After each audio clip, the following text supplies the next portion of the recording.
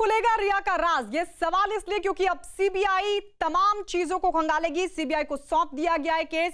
Sushant case में supreme court से जांच की हरी झंडी मिलने के बाद सीबीआई की टीम आज शाम तक मुंबई पहुंचेगी। जानकारी के मुताबिक सीबीआई की इस टीम में 8 सदस्य हैं, जिसमें joint director Manoj Shashidhar, DIG Gagandeep Gambhir, SP Nupur प्रसाद और आईओ अनिल यादव का नाम शामिल है। इस बीच मुंबई से यह भी जानकारी निकलकर सामने आ रही कि महाराष्ट्र सरकार इस मामले में सुप्रीम कोर्ट में पुनर्विचार याचिका दाखिल नहीं करेगी, क्योंकि पहले इस तरह की खबरें थी। और जानकारी यह भी कि अब जांच में सीबीआई की टीम का सहयोग करेगी महाराष्ट्र सरकार। हालांकि सीबीआई को जांच में सहयोग किस तरीके से किया जाएगा, इस मुद्दे पर आज महाराष्ट्र सरकार बैठक कर सकती है। तो इस बैठक में किस तरीके से सहयोग किया जाएगा उसको लेकर चर्चा होगी। लेकिन इस सब के बीच अहम खबर यह कि आज सीबीआई की टीम पहुंचेगी, जिसमें 8 सदस्य हैं। 8 सदस्य ये टीम है जो कि पहुंचेगी आज मुंबई के लिए रवाना होगी और वहां इस पूरे मामले को जांचेगी। तमाम एंगल से जांच पड़ताल शुरू होगी, क्योंकि कल ही सुप्रीम कोर्ट की तरफ से आदेश दिया गया कि सीबीआई को अधिकार है इस पूरे मामले की जांच करने का। बिहार में जो एफआईआर दर्ज करवाई गई थी सुशांत के पिता की तरफ से, उसको भी सही माना था कोर्ट ने। और साफ तौर पर एक बड़ी टिप्पणी भी सामने आई थी, जिसके तहत यह कहा गया था कि जांच तो मुंबई पुलिस ने की ही नहीं, यह तो सिर्फ इंक्वायरी थी, यह तो सिर्फ पूछताछ की गई थी, क्योंकि मुंबई पुलिस की तरफ से 45 दिन बाद भी एफआईआर दर्ज नहीं की गई थी। और उसके बाद बिहार पुलिस ने इस पूरे मामले में तफ्तीश की थी तेज। बिहार पुलिस की जो टीम थी वो मुंबई पहुंची थी और उसके बाद जिस तरीके से रिया ने याचिका दाखिल की सुप्रीम कोर्ट में और उसके बाद ये मांग की कि बिहार में जो एफआईआर है उसको जीरो कर दिया जाए, उस पर कोर्ट का आदेश कि सीबीआई को अधिकार इस पूरे मामले की जांच का। सुशांत सिंह की जांच के लिए अब सीबीआई की टीम मुंबई आएगी।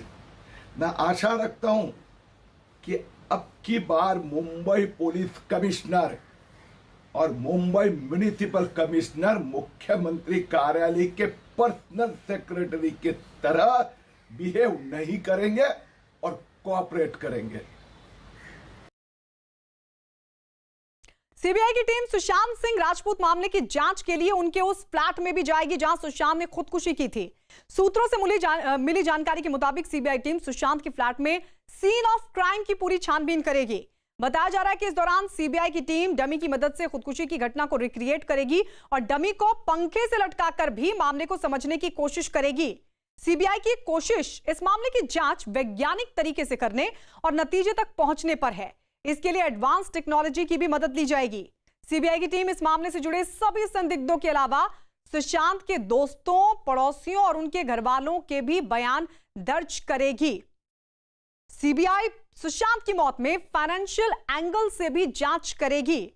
आपको बता दें, इसके लिए उनके सभी बैंक अकाउंट की डिटेल निकाली जा चुकी है और सभी संदिग्ध लेन देन की भी जांच की जाएगी। तो सीबीआई को अब यह केस सौंप दिया गया है। सीबीआई इस पूरे मामले की छानबीन कर रही है, करने के लिए मुंबई पहुंचेगी। और ऐसी भी जानकारी कि जो केस डायरी तैयार की है पटना पुलिस ने, वो केस डायरी भी सौंपी जाएगी सीबीआई को। लेकिन उससे पहले मुंबई पुलिस के पास क्या कुछ सबूत है, क्योंकि मुंबई पुलिस इस पूरे मामले की जांच करने का दावा कर रही थी और अब सीबीआई की टीम वहां पर पहुंचेगी और मुंबई पुलिस से वो तमाम डॉक्यूमेंट्स लिए जाएंगे। आशीष हमारे सहयोगी इस वक्त मुंबई से हमारे साथ लाइव जुड़ गए हैं। आशीष, जानकारी ये कि पूरा सीन रिक्रिएट किया जाएगा सीबीआई की तरफ से और आज टीम पहुंच रही है, कितने बजे तक पहुंच रही है? इसके अलावा और क्या एंगल सीबीआई की टीम के हो सकते हैं जांच के लिए?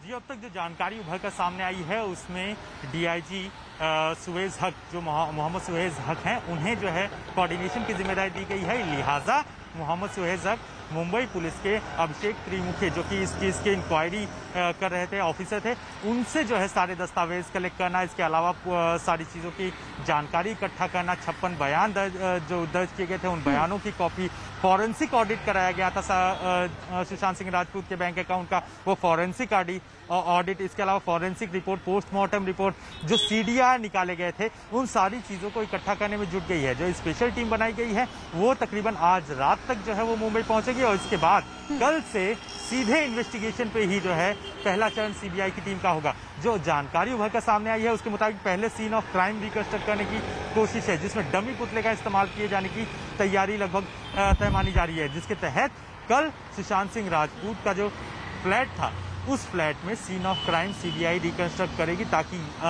एक जो है वो सही तौर पे अंदाजा लग सके कि आखिरकार किन सर्कमस्टेंसेस सिचुएशंस में सुशांत सिंह राजपूत ने आत्महत्या की थी। दूसरी तरफ इस पूरी चीज को और कहा जाए कि उसे संभालने के लिए जो सीबीआई के साथ एक फॉरेंसिक साइंस के एक्सपर्ट्स की टीम भी आ रही है, जो इस मामले में हर एक चीज को खंगालने का, फॉरेंसिकली खंगालने का काम करेगी, क्योंकि कई फ्लैट खाली हो चुका है और ऐसे में फॉरेंसिक एविडेंस कलेक्ट करना कहीं ना कहीं सीबीआई के लिए एक दिक्कत भरा काम हो सकता है। लिहाजा एक पूरी तैयारी जो है वो कर ली गई है और उसके तहत अब सीबीआई की टीम अपने काम में जुटी गई है। हालांकि अधिकारी बिल्कुल आशीष आपके पास आएंगे, क्योंकि अब जो एविडेंस है उनको कलेक्ट करना एक बड़ी चुनौती, क्योंकि एक लंबा वक्त हो चुका है, उस पर भी आपसे बातचीत होगी।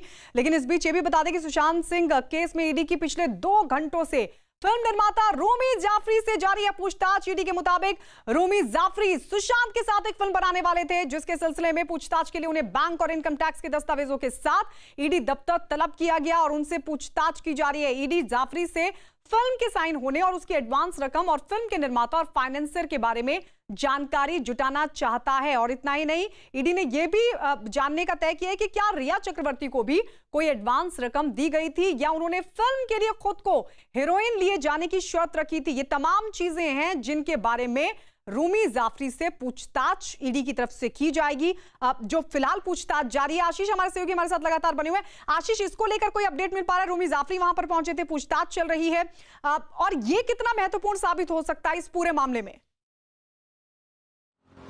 जो मनी ट्रेल है उसे खंगालने में ईडी जुटी हुई है। लिहाजा जो है रूमी जाफरी को बुलाया गया है, क्योंकि रूमी जाफरी वो आखिरी शख्स थे जिन्होंने 12 जून को जो है सुशांत सिंह राजपूत से व्हाट्सएप कॉल पे जो है वो बातचीत की हुई थी। इसके अलावा जो सबसे अहम बात यह है कि रूमी जाफरी सुशांत सिंह राजपूत और रिया को लेकर एक फिल्म बनाने वाले थे।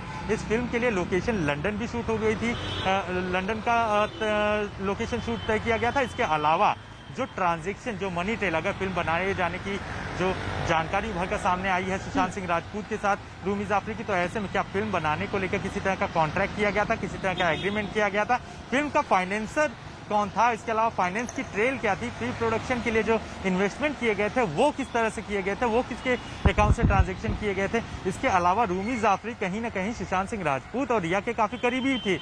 लिहाजा उनसे पूछताछ करना चाहती है ईडी कि आखिरकार जो इस फिल्म को बनाए जाने के लिए वो तैयारी की गई थी उसमें किस तरह से जो है वो फाइनेंशियल ट्रेल जो है वो आगे बढ़ती है। उनके आईटीआर के भी दस्तावेज मांगे गए हैं। लिहाजा ये साफ तौर पे कहीं ना कहीं ईडी शिकंजा कसने में जुटी है कि अगर किसी भी तरह का फाइनेंशियल ट्रेल हुआ है तो ऐसे में वो फाइनेंस किसके अकाउंट में ट्रांसफर हुए थे, और साथ ही साथ सुशांत सिंह राजपूत के साथ ये फिल्म जो आखिरकार बन क्यों नहीं पाई, इन सारी चीजों की तफ्तीश करने में ईडी जुटी हुई। बिल्कुल आशीष, कोई भी अपडेट इससे जुड़ा आपके पास आता है तो आपसे लेंगे, लेकिन इस बीच ये भी बताते चले अपने दर्शकों को, सुशांत मामले की जांच सीबीआई को दिए जाने के मुद्दे पर शिवसेना के मुखपत्र सामना में एक लेख छपा है, जिसके जरिए शिवसेना ने केंद्र और बिहार सरकार पर निशाना साधा है। आपको यह भी बता दें कि सामना में क्या लिखा गया है। सामना में लिखा है कि सुशांत केस की जांच सीबीआई को दिए जाने पर महाराष्ट्र, दिल्ली और बिहार में कुछ लोग अति आनंदित हैं। लेख में आगे ये लिखा गया है कि सुप्रीम कोर्ट के फैसले पर नीतीश कुमार इतने प्रसन्न हैं कि मानो उन्होंने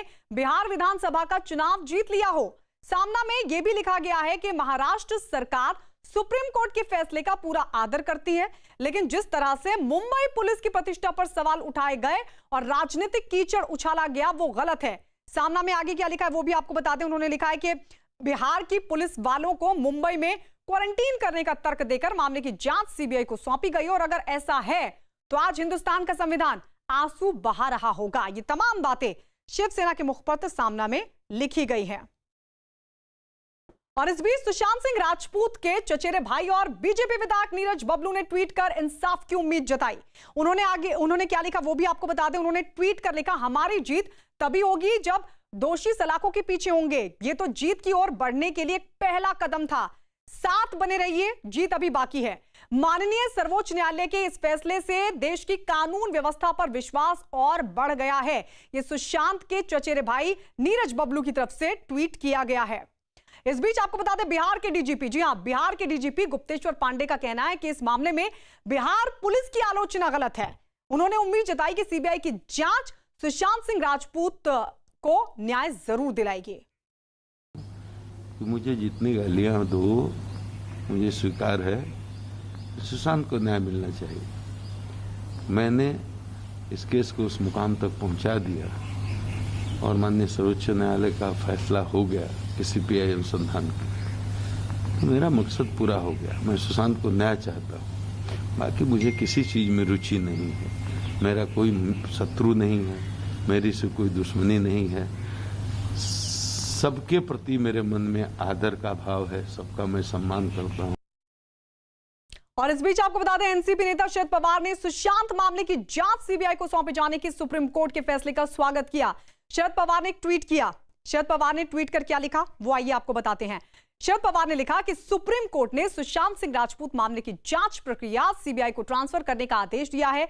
मुझे यकीन है कि महाराष्ट्र सरकार इस निर्णय का सम्मान करेगी और जांच में पूरी तरीके से सहयोग करेगी। पवार ने आगे लिखा कि मुझे आशा है कि इस जांच के परिणाम डॉक्टर नरेंद्र दाभोलकर की हत्या की जांच जैसे ना हो।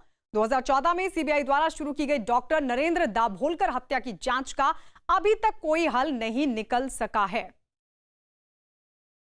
शरद पवार की ओर से नरेंद्र दाभोलकर की जांच का मुद्दा उठाए जाने पर बीजेपी ने भी पलटवार किया। बीजेपी के विधायक अतुल भातखलकर ने आरोप लगाया कि जब दाभोलकर की हत्या हुई थी तब भी राज्य में एनसीपी की ही सरकार थी। जरा सुनिए क्या कहा। दाभोलकर की जी हत्या हुई तब राज्य में उनकी ही सरकार थी और उसके बाद 14 महीने तक उनकी ही सरकार और उनका ही गृह मंत्री था, फिर भी इसमें उनको एक आदमी को भी हिरासत में वो ले नहीं सके। सीबीआई का तो अभी ये कहना है कि ये 14 महीने में दाभोलकर जी के हत्या के सबूत मिटाने की भी कोशिश की गई और इसके लिए इस प्रकार की बेबुनियाद और झूठे ट्वीट करने के बजाय यदि शरद पवार जी अपने पोते का 1 महीना पहले ही सुनते थे तो मुझे लगता है कि इसके पहले ही ये केस सीबीआई के पास जाती थी।